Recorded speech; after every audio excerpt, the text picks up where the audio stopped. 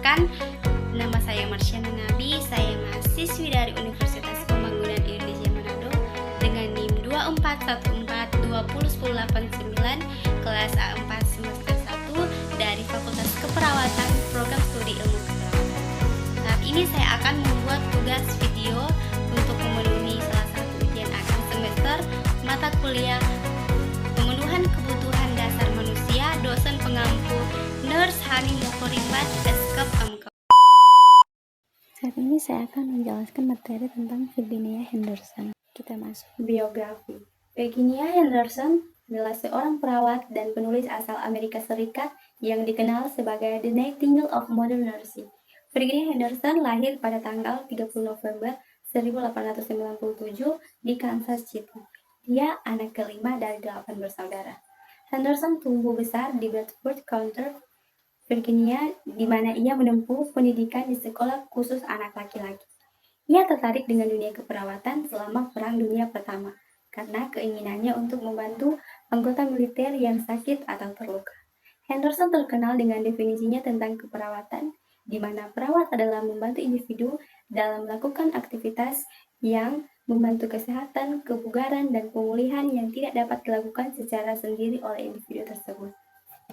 Model konsep keperawatan. Model konsep keperawatan Virginia Henderson atau teori kebutuhan menekankan pentingnya peran perawat dalam membantu pasien memenuhi kebutuhan dasar untuk kesehatan dan kesejahteraan. Henderson menyusun 14 kebutuhan dasar seperti pernapasan, nutrisi, penghilangan gerak, dan tidur. Perawat bertugas mendukung pasien dalam aktivitas sehari-hari yang tidak bisa dilakukan sendiri, baik karena kondisi fisik maupun mental. Tujuannya adalah untuk meningkatkan kualitas hidup pasien dan membantunya mencapai kesejahteraan fisik dan mental.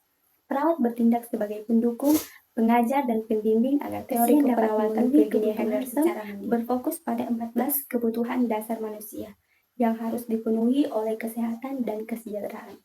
Henderson mendefinisikan keperawatan sebagai upaya membantu individu, baik yang sehat maupun sakit, dalam melaksanakan aktivitas yang mendukung kesehatan dan menyembuhkan mereka. Tujuannya adalah agar individu dapat melakukan aktivitas tersebut secara mandiri ketika mereka memiliki kekuatan, kemauan, dan pengetahuan yang dibutuhkan. Henderson melihat manusia sebagai individu yang memerlukan bantuan untuk meraih kesehatan, kebebasan atau kematian, damai serta kemandirian.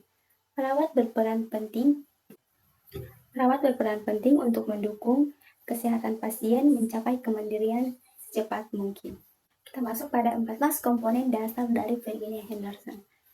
Berikut adalah 14 komponen dasar yang dianggap penting oleh Virginia Henderson dalam keperawatan, yaitu yang pertama ada bernapas secara normal. Di bernapas secara normal ini, pasien memerlukan bantuan untuk bernapas dengan mudah dan secara normal. Ini termasuk membantu pasien dengan masalah pernapasan atau menjaga kenyamanan pasien yang mengalami kesulitan bernapas. Dan yang kedua, makan dan minum secara memadai. Mewakili pentingnya kebutuhan pasien untuk menerima cukup asupan makanan dan cairan untuk menjaga kesehatan, hal ini termasuk membantu pasien makan dan minum jika mereka tidak melakukannya sendiri. Dan yang ketiga yaitu menghilangkan limbah tubuh. Membantu pasien dalam proses pembuangan air besar dan juga air kecil, serta memastikan kebersihan yang memadai. 4. Memelihara tubuh dalam kebersihan dan perawatan. Perawatan diri dan kebersihan pribadi penting bagi pasien. Ini termasuk mandi, mencuci tangan, dan menjaga kebersihan tubuh secara umum. Yang kelima, memastikan aktivitas fisik yang memadai. Meliputi pergerakan dan latihan fisik untuk membantu pasien mempertahankan fungsi tubuh dan menghindari komplikasi dari tindakan aktif. Dan keenam, tidur dan istirahat. Memastikan pasien mendapatkan tidur dan istirahat yang cukup untuk memulihkan tubuh dan mental mereka. 7. Memelihara pola komunikasi yang sehat. Penting untuk menjaga komunikasi yang sehat antar pasien dan perawat, serta antara pasien dan orang lain di sekitar. 8. Menerima peran dan tanggung jawab. Pasien perlu dibantu dalam memahami dan melaksanakan peran serta tanggung jawab mereka dalam kehidupan sehari-hari. 9. Mencegah bahaya lingkungan, termasuk mengurangi potensi bahaya di lingkungan pasien, baik itu risiko fisik maupun risiko psikologis. Yang ke-10, memelihara kesejahteraan mental. Perawat membantu pasien dalam mempertahankan kesejahteraan emosional dan psikologis mereka. 11. Mempelajari, mengeksplorasi, dan mengembangkan diri. Pasien diberi dukungan untuk belajar dan mengeksplorasi hal-hal baru, mengembangkan kemampuan, serta meningkatkan pengetahuan. Yang ke-12, mempertahankan keseimbangan antara kebutuhan sosial dan individu. Perawat membantu pasien dalam menjaga keseimbangan antara kebutuhan sosial dan pribadi mereka. 13. Beribadah sesuai dengan keyakinan pribadi. Pasien diberi ruang untuk melaksanakan keyakinan spiritual mereka yang dapat membantu memberikan kenyamanan emosional. 14. Bekerja secara produktif. Perawat membantu pasien dalam mempersiapkan mereka untuk bekerja secara produktif dan mandiri. Kita masuk pada kesimpulan dari teori Virginia Henderson adalah bahwa peran perawat sangat penting dalam membantu individu memenuhi kebutuhan dasar mereka. Untuk mencapai kesejahteraan dan kesehatan, Henderson menekankan bahwa perawat harus membantu pasien dalam melakukan aktivitas yang tidak bisa dilakukan sendiri, dengan tujuan agar pasien dapat menjadi mandiri secara secepat mungkin melalui 14 kebutuhan dasar yang diidentifikasikan.